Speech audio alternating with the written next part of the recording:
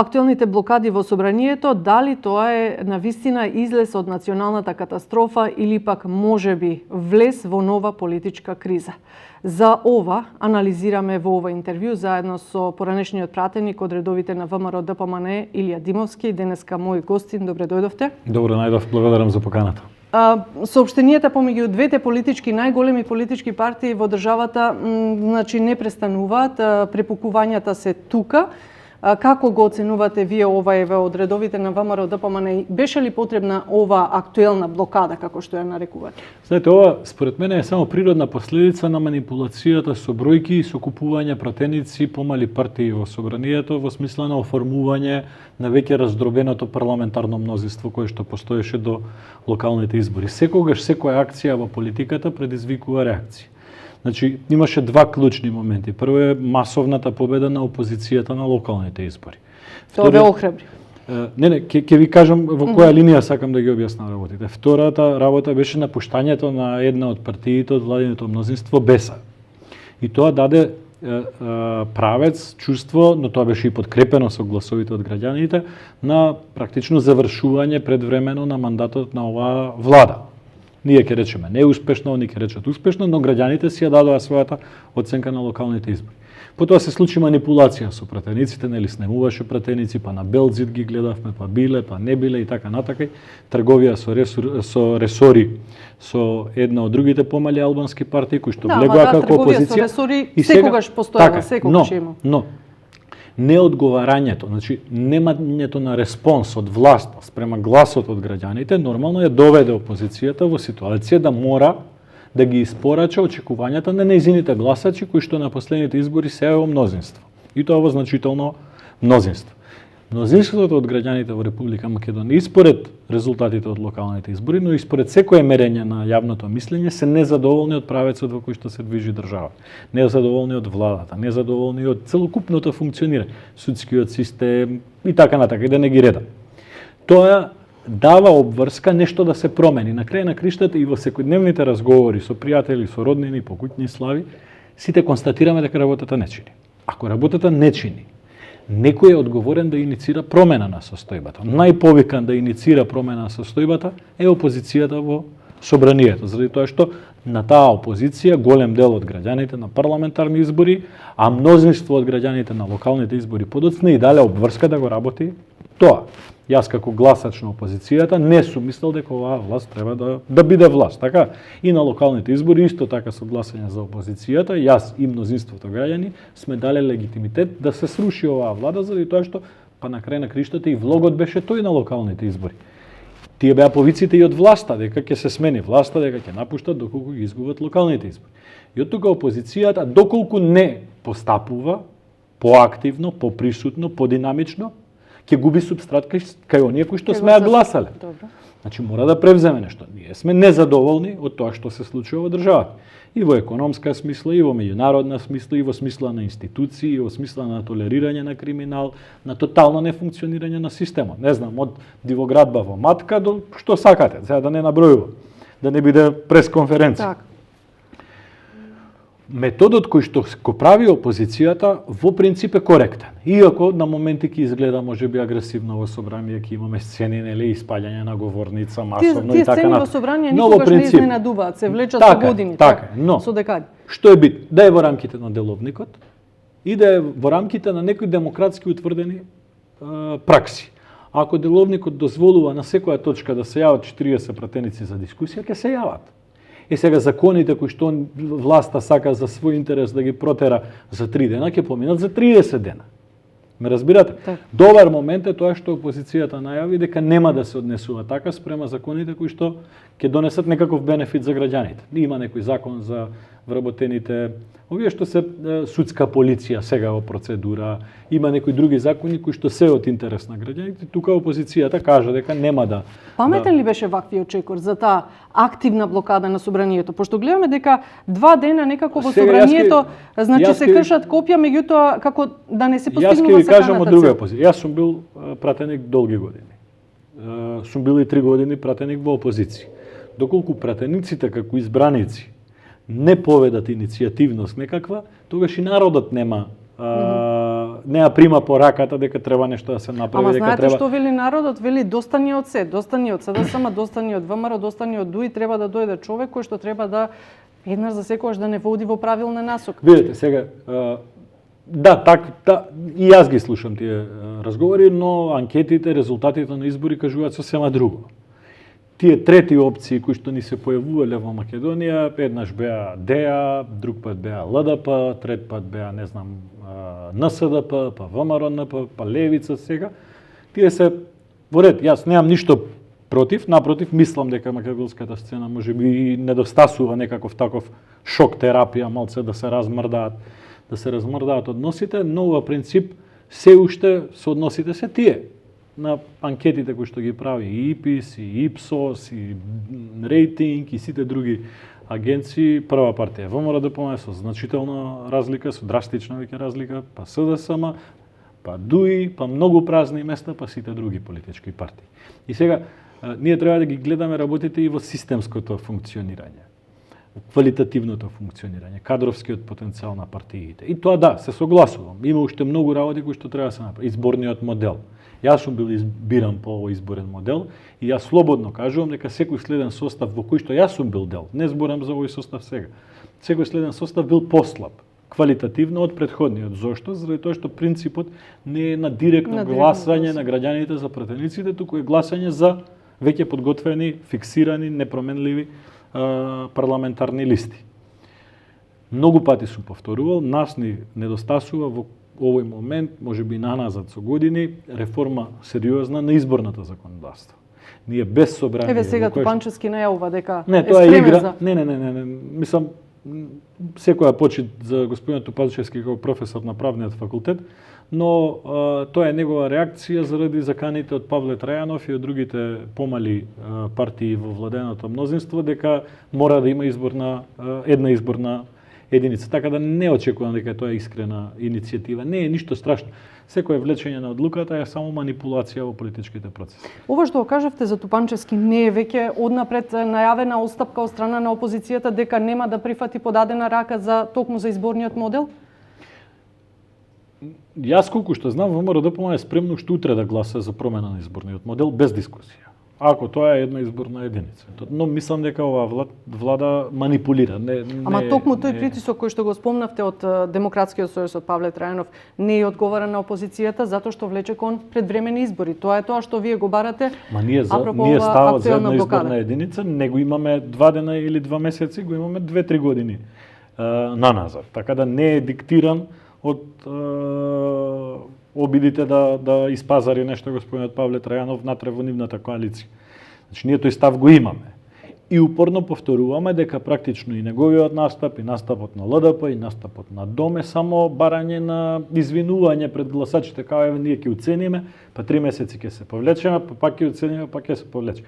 Значи, ДОМ и ЛДП имаат 3 пратеници, Павле Трајанов 4 пратеници, ВМРО Народна 5 пратеници. Има двајца турски пратеници од ДПТ и од ТДП, како се викаат, 7 пратеници. Тоа е сосема доволно да ја кутнат владата уште вечерва, ако се искрени во намерата да предизвикаат една изборна единица. Значи, само со еден подпис да излезат на пресконференција и да кажат нема влада повеќе, нема влада. Толку е, значи имаат поголема моќ од тоа што реално сакаат да ја искористат. Сега они сакаат да бидат во власта, сакаат да останат со СДСМ, ама глумат во јавноста дека сакаат една изборна единица. Дали може ВМРО-ДПМНЕ да го искористиете, да речеме тоа условно речено незадоволство од страна на овие партии кои што ги спомнавте, да издействува да добијат на своја страна и со тоа да се направи едно распуштање на парламентот кое што понатаму? Јас колку што ги размерам работите, ВМРО-ДПМНЕ е спремна без никаков пазар, без никакво условување, без никаква трговија да гласа за една изборна единица. Лидерот на партијата најави дека активната блокада е само еден од чекорите кои што ги презема опозицијата. Меѓу другото најавени се други непредвидливи чекори за кои што тој во едно интервју, како што го слушав, рече дека треба да одлучи и членството на партијата. Запознаени ли сте за какви конкретни прецизни чекори се работи, за какви други блокади? Ке се информира партијата, битно е она што на тоа интервју го повтори претседателот Мицковски, дека сите чекори кои што ќе бидат превземени нема да бидат на штета на граѓаните.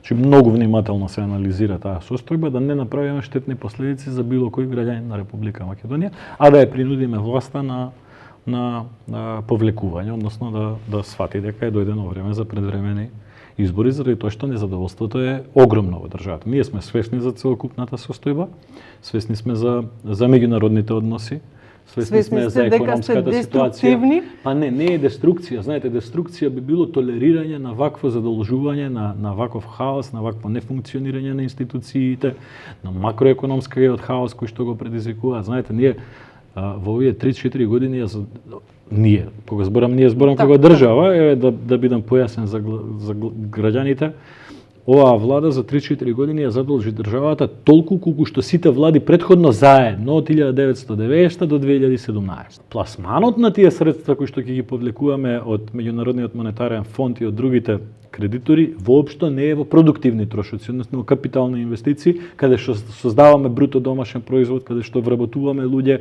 каде што создаваме трговија. Туку се на исклучиво или луксузирање. Гледате тука криминал, како што рече? Или се пласмани на средства по основ на задоволување на лични интереси. Знаете, секој ден испаѓаат од фондот за иновации фирмата на братучедот, фирмата на братот, фирмата на овој, фирмата на личниот пријател, фирмата на... Значи, таму се огромни средства за кои што некој во оваа држава треба да направи проценка кои се тие компании кои што од фондот за иновации добивале милионски суми. Јавноста види информација дека една од фирмите на Зоран Заев добила грант, поклон пари, не кредит, грант, 1.400.000 евра. Сега бившиот премиер кој што се уште има политичка моќ врз оваа влада, добива грантови. Во секоја нормална држава. Тој може би ги пополнил документите како што треба. Не навлегуваме тоа, ќе се процени некој друг веројатно. Но секоја нормална држава тоа е скандал. Тоа е скандал. Уште колку средства такви се излијани по лични пријатели, по односи, не сакам да набројувам, не сакам никого да го вовлекувам, но ние имаме системски проблем. Владата троши огромни средства за купување на своите гласачи, за купување на своите гласноговорници, за купување на своите аналитичари, за купување на своите блиски луѓе, фамилии и така натака. А во исто време нема капитални инвестиции, дефицитот драстично се зголемува, задолжувањето, реков, е сега исто колку сите 30 претходни години заедно. Значи све што зимале Клюсев, Црвенковски, Ѓоргиевски, Бучковски, Груевски, е исто колку што овие за 3 години земале од странство. Ние доаѓаме во ситуација во која што се враќаме на систем на некаква форма на аранжман со Меѓународен монетарен фонд. Сега тоа е меко изгледа, но ако продолжиме вака за пола година, Меѓународен монетарен фонд ќе ни испорача задачи кои што мора да ги завршиме. Сега парите ние ги користиме за да гарантираме блиски на власта. И тоа се огромни средства. Доколку нема, знаете, да бидам краток и да го заокружам оваа тема, доколку нема брза промена на власта, во делот со макроекономијата, буџетот и економската ситуација ќе влеземе во хаос. Имате вие конкретни чекори како до подомакинско работење, затоа што и вие имате можност да го правите тоа. Ама видете, пак бевме во некоја излегува бројките. Во време од тие 12 години владење на ВМРО-ДПМН, бројот на вработените во државната и јавната администрација се намалил за 25.000. Тоа значи дека 25 истата служба ги вршела работите и подобро од колку сега и била помала за 25.000. Сега е зголемена за плюс 30.000. Тоа се партиски вработувања, тоа не се лаже. Што ги има секаде. Да, но во време на ВМРО-ДПМН вкупниот број на вработени во државна и јавна администрација се намалил за 25.000. А сега се зголемил за 4 години за 30.000. 30.000 пута бруто плата од 600 евра да рачунаме, пута 12 месеци, испаѓаат стотици милиони, сега на памет да не ќе направам утка, но испаѓаат стотици милиони евра само за новиве кои што се вработиле заради тоа што лепеле плакати за СДСМ или за... Но е драстично многу. Они не се обидели нити да го задржат истото ниво на вработени. Не отишле во пензија 5 души, вработи 5 души. Не, отишле во пензија 5 души, вработи 50 души. Ме разбирате која е разлика? Инаку не негирам, поред прифаќам, нема да се правиме наудрени дека имало партиски вработувања, очигледно и во минатото. Но, ако одат 5 луѓе во пензија, прими 5 луѓе. Сега одат во пензија 5 луѓе. Ама нели е време да се расчисти веќе со таквите политики? Мора да се расчисти и тука треба да создадеме апсолутно и луѓето кои што не се дел од партиите се нервираат, се провоцираат, младите се разочаруваат, да речеме неодлучено гласачко тело. Се согласувам, но знаете, сега може ќе изгледа неискрено, но еве да кажем еден момент, некаде при крајот на владењето на ВМРО ДПМН, последниот пат ние донесовме еден закон за државна и јавна администрација во кој што екстремно ги зостривме и критериумите и начинот на избор. Комплетна дигитализација беше предвидена. И тргнавме од таа перспектива дека повеќе не треба да толерираме барања кои што доаѓаат по такви основи, туку сето тоа да се isprofesionalizira и да се изгради конечно некаква јавна администрација. Знаете ли кој беше прв закон кој што го смени во оваа власт кога дојде? Законот за државна и јавна администрација, за да може да ги тргне тие што не одговара. Тие критериуми за да може да задоволи своји луѓе. И ние тука апсолутно конечно треба да се стави точка заради тоа што ние имаме преголема државна и јавна администрација која што е преголем трошок. Верувате дека со тие предвремени парламентарни избори кои што ги барате ќе постигнете успех или би можеле да ви се вратат како бумеранг? Нема да биде преарогантно и суетно во партиска смисла зборам ако кажам дека секогаш ВМРО ДПМН имала поздрави, посериозни и поуспешни економски политики по било кој параметар. И мислам дека тоа е општо прифатена позиција во јавноста и во делот на странски директни инвестиции и во делот на намалување на даночна политика. Освен сега на локалните избори. Па не сме се снаоѓале толку добро како другите во сплетки, меѓународни односи, дипломатија и така натака. Но во делот на економијата, стопанството, странските директни инвестиции, капитални инвестиции, изградба на патишта, болници, школи и така натака неспоредливо. Јас го гледам дека тој капацитет постои во ВМРО ДПМН, трудолюбивоста, посветеноста во работите. Направете компарација помеѓу новите градоначалници, динамиката нивна практично секој ден се присутни во јавност, се градат улички, толку се буџетите ја не очекувам дека во општините, но динамиката на работа е друга. Мислам дека е навистина време да сватиме дека неправењето на отпор спрема оваа власт е деструкција, а не обидот да се сруши оваа власт. Седењето и непревземањето на мерки е деструкција спрема сопствената држава. Докаде ќе оди тој отпор, може ли да биде, да речеме, посуров? Вие рековте ќе бидат заштитени граѓаните, меѓутоа не ми е јасна таа ваша логика како тука ќе бидат заштитени граѓаните, а сепак ќе се оди на сите закони кои што се однесуваат за некаков бенефит за граѓаните ќе бидат пропуштени во собрание по брза постапка без никаква дилема. Нема да дозволиме да влеземе во замката да бидеме обвинети пред граѓаните. Напротив, ние ова не го правиме заради тоа што сакаме да им наштетиме на граѓаните, напротив, свесни сме дека ако оваа власт остане уште некое време во државата, ние ќе дојдеме до воведување на монетарен борд. Премиерот нема големо политичко искуство на фронтална линија, не учествувал на избори директно и веројатно дел од неговите советници не ги разбираат тие политички односи. Многу е нормално тој да биде континуирано под критика од опозицијата, многу е нормално тој да биде толерантен на критики на опозицијата и многу е нормално да ги адресира барањата и на оние што не го поддржуваат.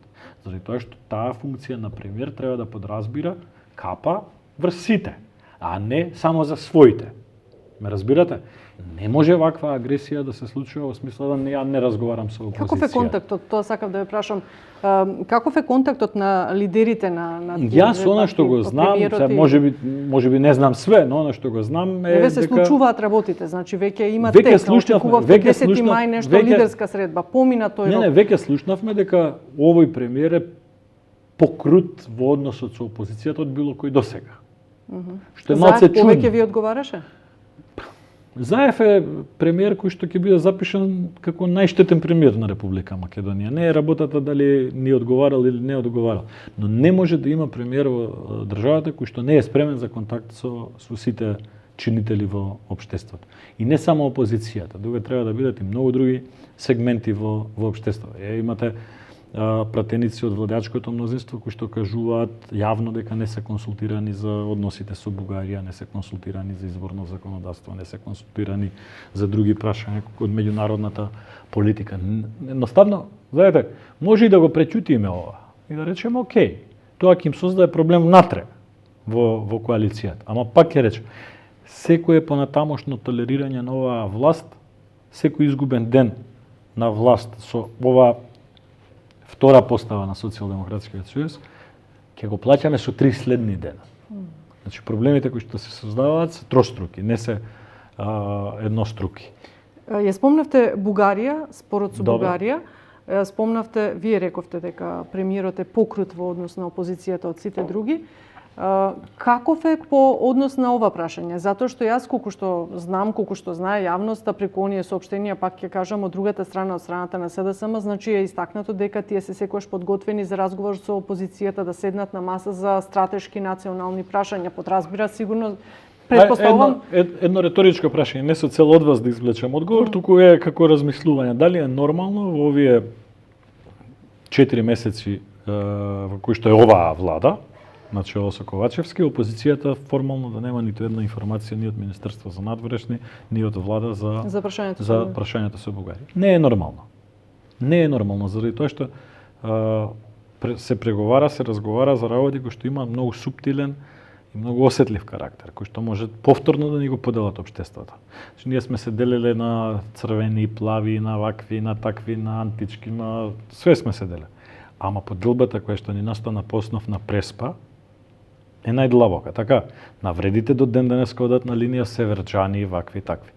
Ако пак ни се случи тоа, и ако не сме ги извлекле лекциите на тоа дека не може една партија сама по свој ум да решава крупни национални државни прашања, тогаш јас не знам што понатака ќе не лепи. Не знам, не ја разбирам таа политика. Не е нормално премиерот да не сака да се исконсултира со опозицијата на крај на криштата и по однос на прашањето со Бугарија. Во ВМРО ДПМН има многу поголемо искуство и многу поголемо знаење. Не мора да не сослуша, односно не мора да прифати. Ја не разбирам зашто не сака да сослуша неколку бивши министри за надворешни работи, неколку бивши амбасадори. Јас сум бил претседател на билатералната група за соработка со Бугарија. Сум имал контакти. Има и други луѓе кои што го имаат тоа искуство. Сме ги следеле работите уште пред 15 години. Сме имале десетици контакти. И на формално и на неформално ниво. Ја не можам да разберам која е таа суетност и ароганција, не за друго, да сослуша. Сослушај.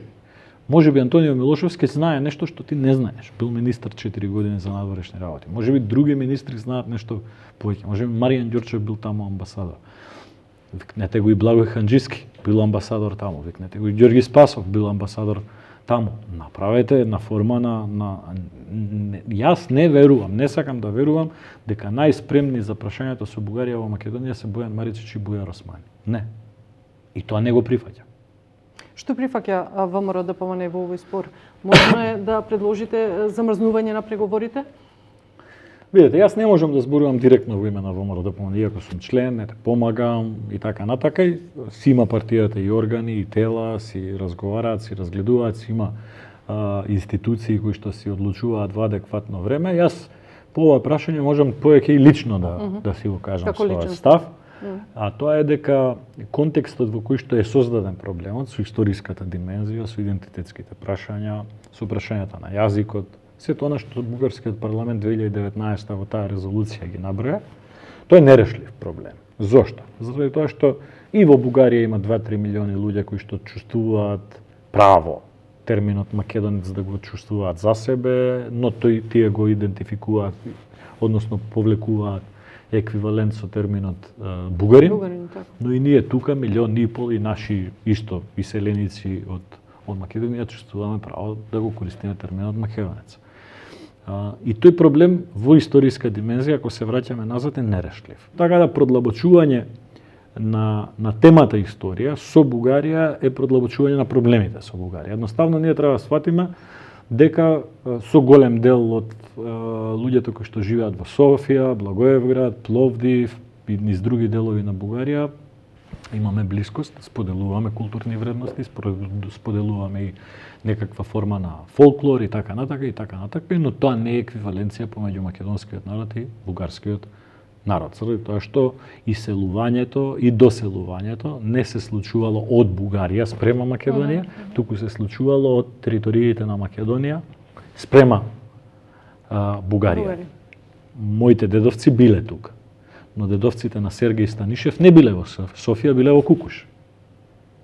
Дедовците на Желју Желев не биле во Софија, биле во Велешко, исто као и моите. Дедовците на Красимир Каракачанов не биле таму, биле во Серско. Така да тој процес е таков. Тука треба да најдеме форма, да објасниме на меѓународната заедница, да се привршат дискусиите со Бугарија на историска тема. Ова ми го повлекувате веќе следното прашање, затоа што постојано се повикуваме на тоа Европската унија, значи меѓународната заедница да го направи своето што треба да го направи своето, а ние дома се чини како да немаме согласност по ова многу битно прашање. Видете, јас нема да се согласам на трговија со идентитет со Бугарија. Нема да се согласам, исто кој што не се согласив на трговија со идентитет со Грција. Заради тоа што секоја дозвола некој мене да ми објаснува какви преданија сум слушал, какви приказни, какви песни бабите ми пееле, што се чувствувале моите дедовци, прадедовци, е навлегување во интимата, фамилиарна па и лична ако сакате. Едноставно за такви работи не се дискутираат, бидејќи тоа е basic human right. Основно човечко право. Ние дозволивме со Преспански договор, со тој член 7, да дефинираме, додефинираме, сепарираме и објаснуваме што значи македонски идентитет над границата, што значи под границата. Бугарите видоа тоа, вие сте спремни за тоа да дискутирате. Веќе со Грција подпишавте. Кажавте дека тоа што е македонско во Костур не е македонско во Битола. А истото, истите песни се пеат и во Костур и во Битола. Чим можете со грците, официјална Софија 100 пати ви има кажам, вие бевте спремни на Преспа, ние ова што го бараме е минимално. Така да, ние треба да сватиме една работа. За некои работи не се дискутира. Посебно ако тие според меѓународни договори, документи, повелби на Обединените нации и така надале се basic human right.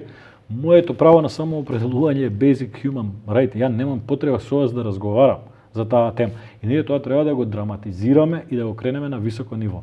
Секоја дискусија со Бугарија на таа тема нас не вовлекува во кал. Не, знаете, ние не можеме толку да отстапиме колку што Бугарија може да побара. Еве и да се премижи за нешто во некоја дефиниција сега. Постоењето на историската комисија, низ целиот процес на водење преговори за членство во Европската унија, насамо ќе ни создава нови барања на секои 3 месеци. Да, еве сега Макрон заговара создавање на таа паралелна заедница, европска заедница, вели таму да си го најдат местото тие кои што не може да си го најдат местото во вистинската Европска унија. Шолц од друга страна пак нешто не утешува дека земите од Балканот, вклучувајќи ја тука и нашата земја, да си го завршат тоа што го започнале. Видете, за жал ние во Македонија создадовме впечаток пред 5-6 години, сега пак зборам во множина, зборам за цела, во смисла на пак сите заедно, не зборам од партијска призма само. Или да бидам појасен, опозицијата тогаш, СДСМ, се обиде да создаде впечаток во јавноста дека само името е проблем и дека тоа кога ќе го решиме, ние ќе влеземе во Европска унија и НАТО. И дека лошите ВМРО-вци не сакаат да го сменат името за да се заштитат од криминал. Тоа беше наративот, вака, накратко кажано. Ево го сменивме името и не само што го сменивме името, и уставот го сменивме, и се откажавме од малцинствата, и дозволивме да ни го дефинираат идентитетот, да ни го сепарираат на два дела. Сега има два македонски идентитети во светски рамки, различни еден од друг според Преспа. Еве не станавме членка на Европската унија.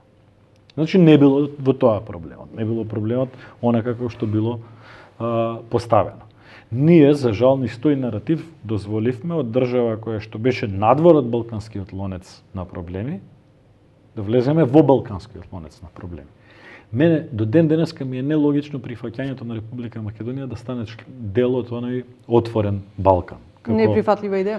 Па за мене е многу чудна и неприфатлива и мислам дека е многу ризична. Јас би прифатил било каква регионална форма, но таа да е малце поширока. Нас ни треба отварање на границите со државите членки на Европската унија, Бугарија и Грција. Значи, во било каква форма на регионална соработка, во која што ги нема нашите соседи, во кој што се и Бугарија и Грција, 7 пати би се размислил дали би влегол во контекст во кој што се само Србија и Албанија. Заради тоа што тие си имаат една своја историја на односи, тегоба на односи, Косово е помеѓу нив и така натака и така натака. Сега ние влегуваме во тој пакет Албанија, Косово, Србија, Македонија, Босна, Црна Гора и се будиме едно утро и сваќаме дека ние сме во лонецот. Кај што се многу нерешени прашања, нашиот проблем со. И мислите дека ќе бидеме и во таа другата? Па ме плаши дека ги направивме сите отстапки со Преспа а не добивме ништо за возврат. Нестанувањето член на Европската Унија е најголемиот напад против Преспанскиот договор. И ние го укажувавме тоа дека така ќе се случи. Заради тоа што во Преспанскиот договор немаше никаде гаранција дека Македонија што ќе добие и кога ќе добие. И сега чувството е дека Европската Унија прво е заморна од проширување. Уплашена од проширување, поддршката во одредени европски држави се движи во рамки од 5 до 20%. Ништо повеќе. Значи гласачите на оние кои што одлучуваат не сакаат проширување. И ние колку и да ги слушаме административните работници во Брисел, да не ги наречам бюрократи, не ми е цел никого да навредам, но тие се appointees, не се elected representatives, туку се назначени. Државен секретар. Тие сакаат проширување. Таа структура, таа афера. Меѓу другото и за да имаат своја динамика во работата. Но оние кои што одлучуваат се избраните политичари. Избраните политичари имаат гласачи зад себе, тие гласачи велат од 5 до 20% се за проширување. И сега ние низ медиумскиот простор во Македонија, низ нашата преголема желба да стане членка на Европска Унија, низ често тавтологија на политичари, да, ние за Европска Унија и така натаму, создаваме лажна слика кај нашите граѓани, дека кој знае колку нас не очекуваат и посакуваат во Европската Унија и дека само што не сме станале член. Македонија, според мене, ако сега не добие датум, што веројатно и ќе се случи, или ајде да речем, најголемите шанси се дека повторно нема да добиеме датум, треба на едно ниво на национален консензус, државен консензус помеѓу сите клучни играчи, не мислам само на политичари, да мислам и на МАНУ, и на МПЦ, и на Исламска заедница, и на Стопанска комора, и на партии, и на све. Мора да нацртаме една линија да видиме каде се движиме. Имаше некои информации пред 2 години дека сме добиле покана за Европската економска зона, она European Economic. Па господинот Пендаровски ја одбил во име на Македонија. Тоа треба да го отвориме повторно. Тоа според мене било многу погрешна одлука. Таа е унија во која што влегуваат сите европски држави плюс Норвешка, Исланд, Швајцарија, кој што ги имаш сите економски можности, слободи на движење на стоки, услуги, работна сила, но политички не учествуваш во одлучувањето во Брисел. Што значи ние ќе ги имавме бенефитите на слободната трговија, работа, ноу-хау, социјални услуги, немаше да имаме тројца пратеници во Европски парламент. Па сега, како да ви кажам, за тројца пратеници во Европски парламент не треба да проблематизираме. Треба да се видат тие начини и треба да се видат начините за продлабочување на стратешките односи со клучните држави за Република Македонија. Мене знаете што ме нервира најмногу, ќе дозволите. Ние 15 години чекаме датум. И стално ни се случува и во време на ВМРО-ДПМ одредени реформи или потреби за реформирање на система, да речеме ќе добиеме датум, сега седнуваме со европјани и ќе разговараме, не добиваме датум. Следната година пак за друга тема, следната година пак за друга тема. Еве сега и СДС на 5 години истото. Чекаме сега Европска Унија за да се реформира. Така. И ние всушност чекајќи го датумот на ЕУ, нас ни е штета тоа. Дај на крај на криштата да кажеме луѓе, ние ќе си ги работиме работите. Тоа ни е битно, ама нема да ни зависи се од тоа. Мораме некако, и сега зборам пак во лично име, мораме некако да се соочиме со реалноста. Дека брза перспектива за наше членство во Европска Унија за 5, за 10 години, немојте, е фантазија и е штетна фантазија за Република Македонија. Добро, се надам дека за ова ќе имате можност да се соочите и со власта и да разговарате. Очекувате ли некој термин, имате ли некој нов рок за лидерска средба со? Имате ли зацртано? Затоа што како што ми е некако така познато, 10 мај беше зацртан како последен термин. Пак ќе кажам, во соседството со кои што сме имале проблеми, Бугарија, Грција, така? Секогаш кога има значајни теми, ние гледаме дека и претседателот на Грција и претседателот на Бугарија ги свикува сите партии на куп и разговараат. И тоа е нормална, демократска, редовна пракса. Не може, знаете, дури не може да градите држава ако градите недоверба помеѓу двете најголеми политички партии во државата. Не може два столба ако се раскрстени, ќе се срушат. Мора да стојат на исто ниво. Има политички разлики огромни. Има обвинување за корупција, криминал обострано. Има политички прогон на власта спрема опозицијата. Има зла крв. Сето тоа постои. Има луѓе кои што се практично незаслужено по затвори, по судови и така натака. Сето тоа стои. Но има и една побитна работа, тоа државата.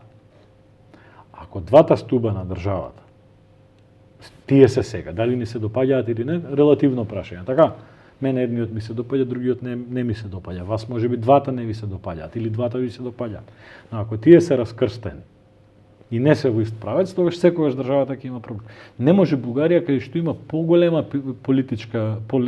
политичко шаренил од демократи на Бугарија убиени еврофили до воздржанија сега убиени русофили, па седнуваат на маса и разговараат.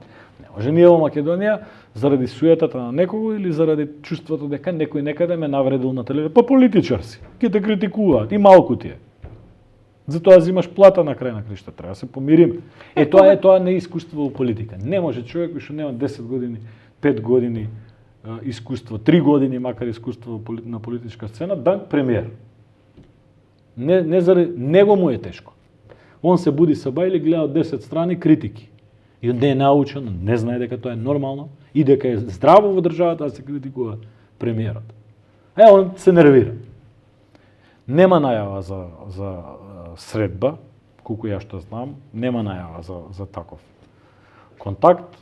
Секој со својот ум и со својата одговорност, знаете. Важите за добар оратор, привршувам, ама да. Имам уште 2-3 прашања кои што ќе бидат кратки, можеби се малку лични. Важите за добар оратор истовремено и ве оквалификува како приврзани кон Груевски. Каква е сега состојбата со Мицковски? Каква е општо состојбата во ВМРО-ДПМН, бидејќи знаевме дека имаше препукување, па и самиот лидер беше мета на напади од ваши членови и се уште како вие сега гледате на работите? Лут ли сте затоа што не сте во тие... Не, воопшто. Јас и оние луѓе кои што се внатре во ВМРО-ДПМН знаат дека знам да питам своја глав. Јас тоа не го сметам како некаква слабост, туку мислам дека е додадена вредност. Знам да бидам критичен, јас сум влегол во кавга и со првиот претседател на ВМРО-ДПМН Љупчо Јоргиевски, сум имал големи недоразбирања и со вториот претседател Никола Груевски, сум имал во одреден период недоразбирање и со третиот претседател на ВМРО-ДПМН Христијан Мицковски. И тоа не го сметам како слабост, туку напротив го сметам како предност. Состојбата во ВМРО-ДПМН сега во овој период се стабилизира. Мислам дека веќе се надминати тие недоразбирања почетни, кои што во принцип беа повеќе и наследство на лошиот начин на кој што ВМРО-ДПМН падна од власт, можеби не сме се доразбрале. Да, имаше една недоверба кон Мицковски, па сега после локалните избори широчината, таква оценката дека почна да се зголемува на последниот конгрес дадов поддршка за изборот на претседателот Мицковскиот аспект дека со локалните избори, со начинот на менаџирање на партијата, изборот на кадрите за кандидати за градоначалници и така натака, он покажа дека нов квалитет во смисла на многу поширока опфатеност во партијата, многу поголема спремност за дискусии, за разговори. Органите на партијата се многу пошироки, со многу различни, да речам, категории на луѓе од различни генерации, од различни видувања на работите, и мислам дека правецот внатре во партијата е веќе дојден до ниво да можеме да кажеме дека е стабилизирана партијата, обединета и е спремна за следните чекори. Она што сега се работи, треба да се работи е да се подобра, континуирано се подобрува квалитетот на кадровата понуда, на програмската понуда, и гледам дека тоа се случува и јас сум, како да ви кажам, иако знам да бидам критичен, значи реков, сум бил во некаков конфликт со малтене со сите претседатели на ВМРО-ДПМН до сега, но сум ВМРО-ДПМН, сум член на партијата и сум лојален и помагам на партијата и ја бранам партијата и кога сум на функција и кога не сум на функција. Благодарам. Беше ова Илија Димовски, мој гостин во ова интервју. Ги разгледавме сите оние актуелни блокади на собранието, па до Бугарија, па до состојбата во ВМРО-ДПМН, да се надеваме дека актуелните блокади ќе прекинат или ќе си најдат некој свој тек од кој што навистина граѓаните нема да бидат оштетени, меѓутоа времето ќе покаже каде ќе оди целата оваа ситуација. Ви благодарам уште еднаш за одвоеното време, вам почитувани, за вашето внимание.